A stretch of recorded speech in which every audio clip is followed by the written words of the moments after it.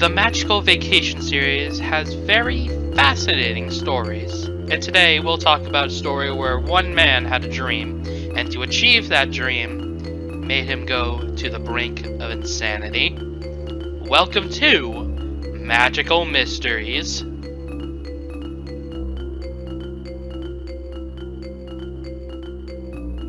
Welcome back to Magical Mysteries, the series where I don't have a set schedule. I just talk about quote-unquote mysteries.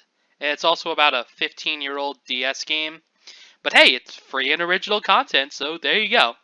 Last time on this journey, we talked about the mysteries and the stories of the Gummy Girl, and how she was led to utter destruction to several scientists. And today we're jumping ship from Earth to multiple other planets in the Bakalava solar system to talk about everyone's favorite old magician man, Master Kale, who still has this weird master part in his name. Like, what is he a master of? His magic? His sweet talking?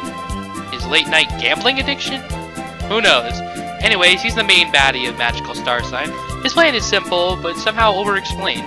Like he wants to destroy the universe, simple, but he needs several pirates, policemen, weird enigma creature, helpless magicians, etc., to eventually feed a worm. Then the universe is destroyed, but the one strange thing about Kale is that you don't see him that much. Compared to the other master character, Master Chard, who you fight 3 times in the story, you fight Kale like once, and you only see him a grand total of 3 times anyways. And one of those times is just an apparition. Like, what is Kale supposed to be, honestly? Is he like Emperor Palpatine in Star Wars, just pulling the strings of everything? Just, who is he? What is his story? What happened to him? Well, sit back and enjoy this episode of Magical Mysteries where I show you Kale and his whole story. And I don't even know if this is classified as a mystery, but like, his whole story's in front of him. I just want to explain it.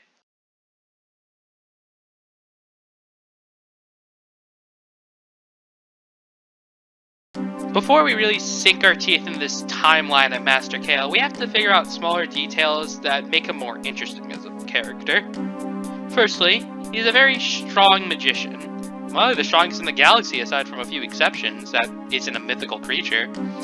He has all 7 elemental spells and even knows Celestial Swap, and is one of the 2 enemies in-game to know the move Insect Bullets.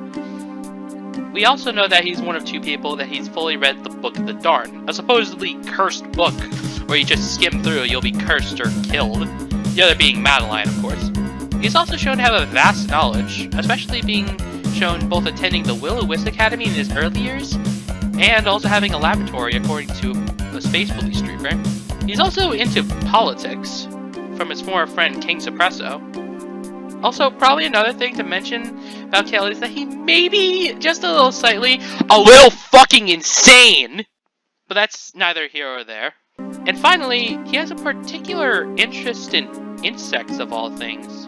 Whether it's his plan to awaken a giant worm to eat the sun, or his aforementioned insect bullets, but there's actually more evidence to support something like this.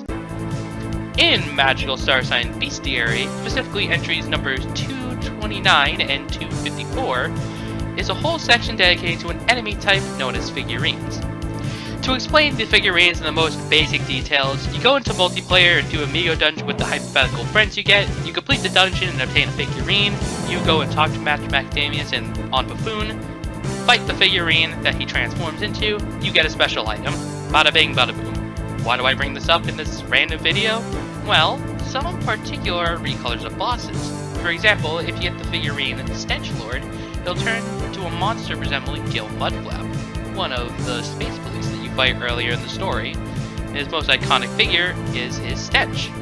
Other examples include the Dance Machine, which is a wood mage with similar attacks to Lieutenant Bugwort, and the Fugitive, being a fire mage with a counterattack, similar to Mangus Muzzleplash, who is literally also locked up for crimes of murder. The one in particular we're interested in is number 251, Insect Mage, who is a level 99 Light Mage, who has multiple elemental spells. He even has a bestiary mention that mentions politics, and having the move, you guessed it, Insect Bullets. So that's everything you need to know, about Kale. But what about his story? Well, let's start at the very, very beginning, where it all started.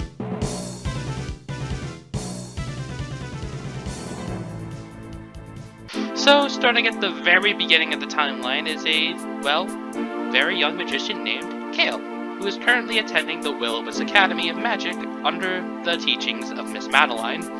Young Kale is a seemingly promised pupil, who probably excels in his studies. Kale is also a quiet and sensitive boy. All of this information has been gathered by the opening conversation between Madeline and Principal Descati. And you may think, that's all we have for Kale's early life. Well, look who's writing the script. It's me. Of course, we have more evidence.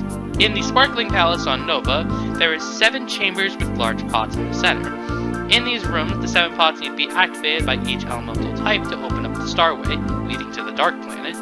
However, during this magical process, we see flashbacks, all relating to Kale, and 2 in particular show us more about his early life, particularly the Light Mage Room and the Wood Mage Room. For 2 instances where Kale is in the Academy, in the Light Mage Room, you see Kale talking to the principal about how supposedly their son is a massive gummy, and there's a beast inside it that's slowly eating the stun until it's gone, claiming it to just be a fairy tale. And in the Wood Magic Room, Kale is talking to Madeline in the Rocket Launch Bay Room, talking about his plans to go to the sun when he graduates, because he heard that there was a plan inside the sun. But an ordinary rocket can't get you there.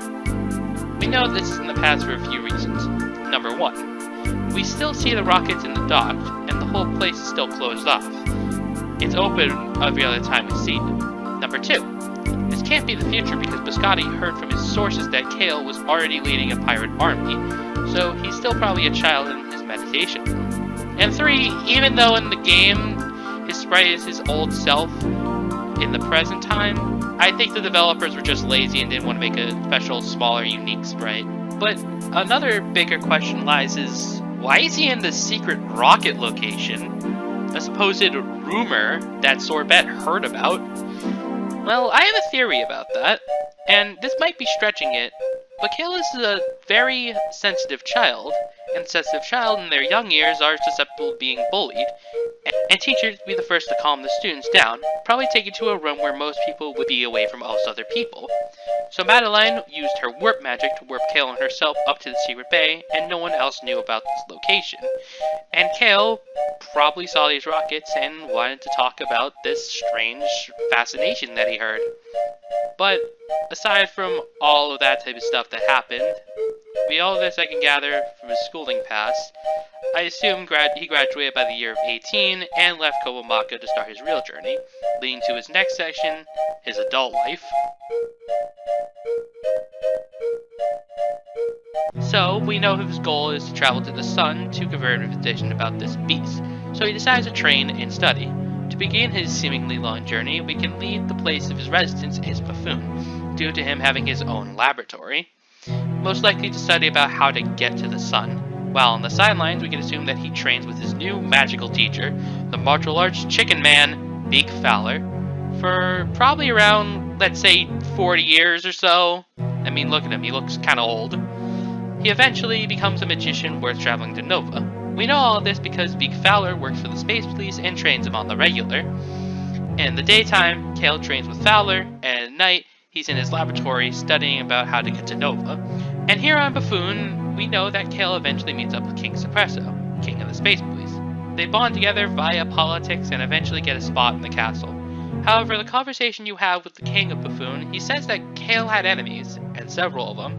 Eventually, these enemies ganged up on him, forcing Kale to leave the castle. And I think he heads straight to Cassia to go to Ambergris Academy, the second most popular academy in the entire solar system, where he wants to learn about the legendary cursed book, the Book of the Darned. Ooh, spooky!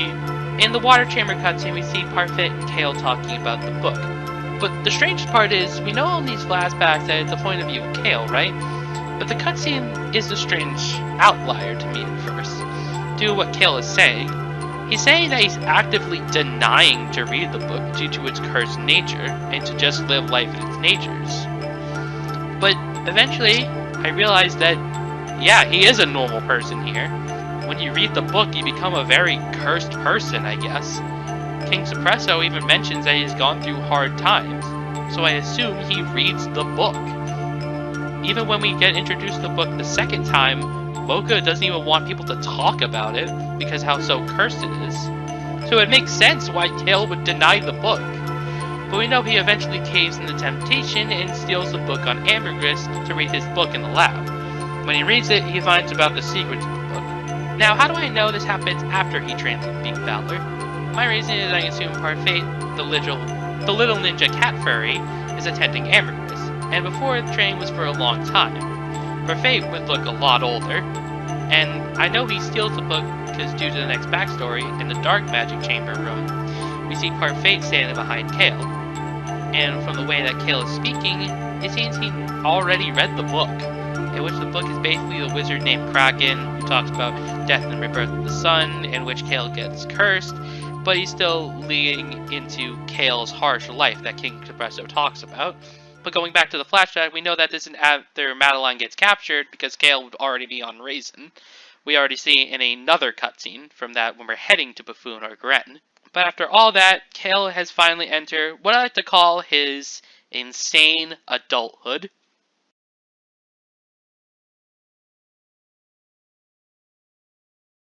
So now we can finally talk about Kale's angsty and evil phase, and which he's already even more edgy as well. To go and support Kale's evidence that he read, he goes to the Yogurt Man Rogan Josh on Earth, as we can see in the Earth Magic Room. He basically spouts stuff from the book that he's going to travel to the sun in his own body. Basically, people in the past traveled to Nova only with their mind, and Kale wants to disprove that, so he needs to figure out a way to warp to Nova. But how? Probably with warp magic. Where did he find warp magic? Miss Madeline, of course.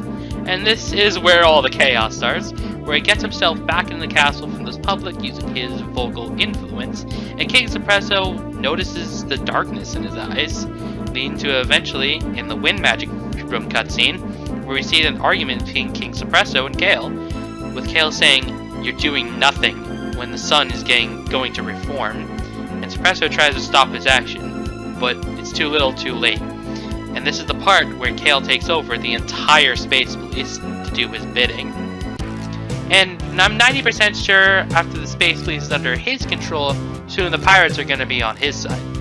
And now I'm not 100% sure where Kale found the pirates, but I can either assume it was on Gren because the pirates' hideout was on Gren, or he found them on Cassia because the entire pirate squad is otters, and the otters on Cassia mentioned that their relatives are space pirates.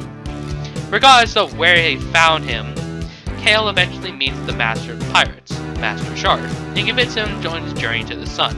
And this is where the whole story unfolds. Word gets out Kale is a pirate, the Scotty wants Madeline to go to Buffoon to stop him.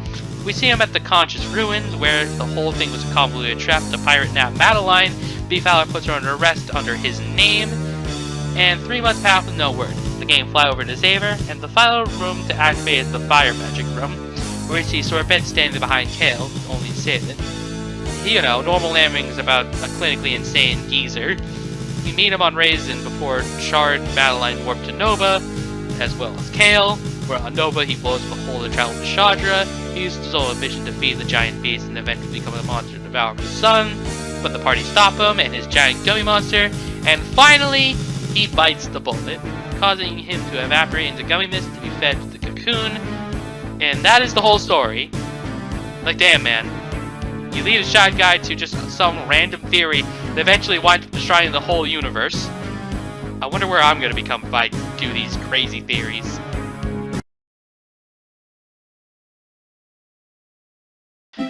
So to do a slight recap, Kale attends the Will-O-Wisp Academy, he learns about the myth of the sun, he graduates and trains with Big Valor, joins the Space Police Castle, gets kicked out, reads the Book of the Dawn, steals the book, gets the Space Police and pirates on his side, captures Madeline and the other stolen magician to warp to Nova with his army, gets to Shadra, and then dies. It's very simple, but yet very fascinating. I really think that Kale doesn't get enough credit in the story for causing so much chaos, and most people just talk about how just insane he is. But I'm glad I finally covered this story. It was always so broken up and hard to understand when you're like 9 years old and don't read text boxes. But anyways, that will do it to this episode of Magical Mysteries. I hope you enjoy the video. Please like and subscribe for more magical content in the future, and tell me, what are the things you want to hear in Magical Mysteries? Again, there's a lot of stuff that wants being covered. Again, Twitter account, you know the drill. But anyways, take care, have a good day, and don't be insane like old man Kale over here. Take care. Bye-bye.